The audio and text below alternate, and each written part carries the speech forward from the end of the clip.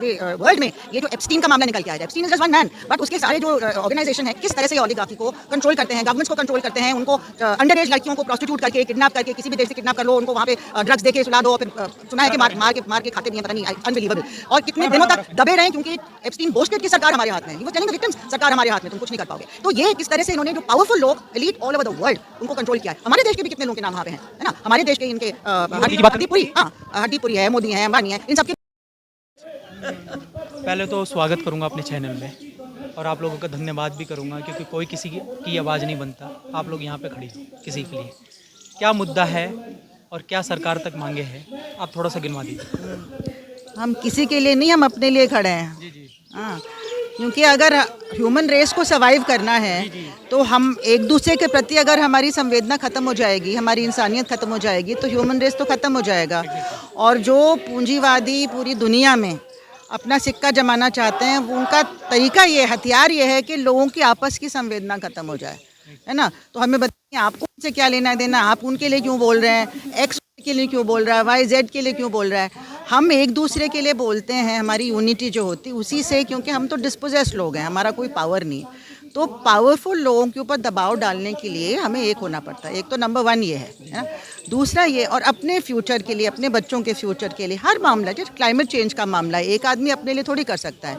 तो अगर दुनिया में नाइंसाफ़ी चलेगी इस तरह से और बर्बरता से आप किसी भी देश में घुस के उसके कब्ज़ा कर लेंगे, जैसे कि सेटलर प्रोजेक्ट जो था, इम्पीरियलिस्ट प्रोजेक्ट, हमारे देश में भी आए थे, वहाँ कई देशों में गए, और सबसे बुरा हाल तो वहाँ मिडिल ईस्ट में किया, क्योंकि वहाँ पे उनको सिर्फ सेटल नहीं करना था, उनको मार के भगाना था वहाँ से, मेजॉरिटी में होना था, दूर दूर से लोगों को बुला लिया ताकि वो सेटलर बन जाएं और फिर उनके रिसोर्सेज पे कब्जा करना, और वहाँ सिक्का जमा के एक मिलिट्री की तरह, मतलब आउटपोस्ट की तरह सिक्का जमा के वहाँ से फिर बाकी सारे जो मिडिल ईस्ट के देश हैं उन पे कब्जा करना, चाहे वो इराक की लड़ाई हो, चाहे अफ़गानिस्तान की, उनका बहुत बड़ा रोल रहा है कि वहाँ लड़ो, वहाँ लड़ो, वहाँ लड़ो।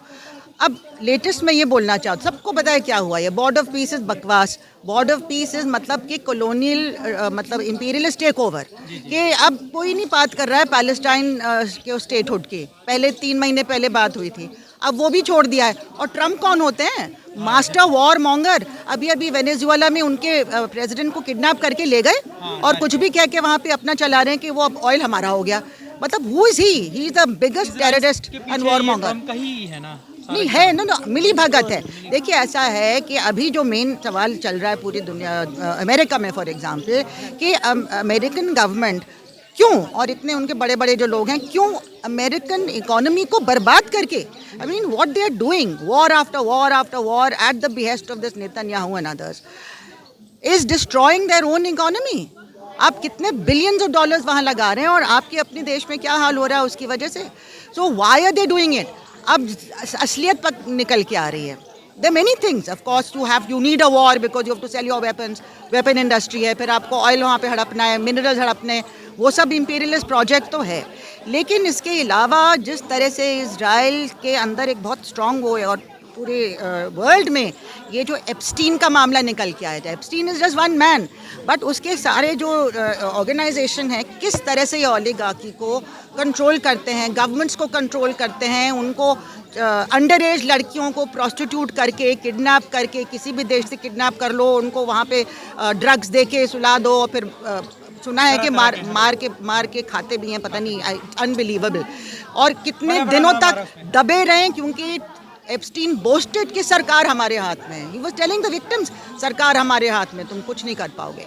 तो ये किस तरह से इन्होंने जो पावरफुल लोग elite all over the world उनको कंट्रोल किया है। हमारे देश के भी कितने लोगों के नाम वहाँ पे हैं, है ना। हमारे देश के इनके हड्डीपुरी, हाँ, हड्डीपुरी है, मोदी है, अंबानी है, इन सब के नाम भी वहाँ पे हैं। अभी ये जो अरेस्ट हुआ है आदमी निखिल गुप्ता, तो वो तो रॉ के विकास यादव से टोटली कनेक्टेड है। हाउ कैन यू सेपरेट विकास यादव? विकास यादव कोई इंडिविजुअल तो नहीं है, उसको अमित शाह से कैसे आप सेपरेट कर सकते हैं? वो डायरेक्टली रॉस के अंदर काम करता है। तो अगर उनके हाथ वहाँ तक पहुँचे हैं तो अमित शाह तक भी पहुँच गए होंगे, और अगर पहुँच गए, अडानी तक तो पहुँचे ही हुए हैं, वो तो केस चल रहा है। तभी तो हमारी सरकार एकदम मतलब इम्पोर्टेंट तरीके से नतमस्तक है उनके सामने। जो वो कहते हैं टैरिफ में अग्री कर लो, हर चीज़ में अग्री कर लो। और नेतन्याहू और जो भी ये जो गैंग है, इनका ये कंट्रोल है, ये ब्लैकमेल भी कर सकते हैं। नो वंडर कि ये बार बार वहाँ पे जाके उनको अपीस करने की कोशिश, हथियार बेचना, उनसे हथियार खरीदना, ये सब जो चल रहा है जो हमारे देश के इंटरेस्ट में नहीं है। एक सवाल है मैम कि लोग बोल रहे थे कि एक सवाल पूछना कि कोई भी पैलेस्टाइन के सपोर्ट में आएगा कि भारत जहाँ पे इजराइल का सपोर्टर है, वही लोग पैलेस्टाइन का सपोर्ट क्यों कर रहे हैं? क्योंकि इजराइल का दुश्मन पैलेस्टाइन है। ठीक है, मेरा सवाल नहीं है, लोगों का सवाल है। क्या जवाब देंगे इस पे? उसका सब जवाब आप खुद भी दे सकते हैं। जी, जी। हाँ, Bharat paper and historically has always supported Palestine. हम विक्टिम रहे हैं इंपीरियलिस्ट फोर्सेस का। Why did Nelson Mandela support Palestine? What is South Africa? कुछ तो हुआ नहीं हुआ है। It's nothing to do with that. It is a matter of principle. सिद्धांत नाम की कोई चीज़ है कि नहीं, है ना? तो अगर आप अग्री करेंगे कि कोई भी कहीं भी जाके किसी के देश में कब्जा करके वहाँ पे जमा देगा और एथनिकली क्लेंस कर देगा और मार डालेगा लोगों को, तो कल हमारे साथ भी होगा। और होगा तो चाइना तो कर ही रहा है ना। China has already इनक्रोच्ड।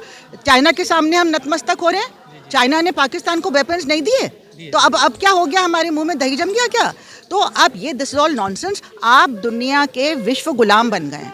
विश्व गुरु से, जहाँ नेहरू ने हमको नॉन अलाइन मूवमेंट में स्ट्रांग बनाया था कि इंडिपेंडेंट पोजीशन ले सकते थे और प्रिंसिपल पोजीशन ले सकते थे। हमने इजराइल को रिकग्नाइज करने से रिफ्यूज़ कर दिया था। हमने बॉयकॉट किया था वो प्रपोजल।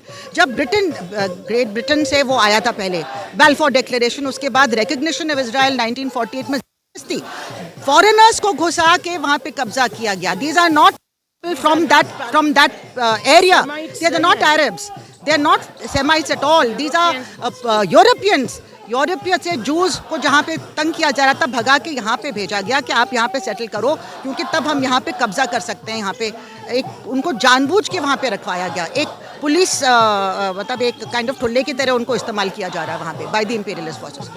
तो ये भारत साम्राज्यवाद के हम विक्टिम रहे हैं। हमने जब हमारे गुलामी के टाइम हमने भी मार के जिस तरह से भगाया उनको, तो हम ऐसे सारे स्ट्रगल्स को, हमने साउथ अफ्रीका में स्ट्रगल को क्यों सपोर्ट किया? What did we have to do with South Africa and every other country? कहीं ना कहीं आप देख रही हैं कि आपने भारत की बात हमने करी, आप मोदी को कैसा देखती हैं?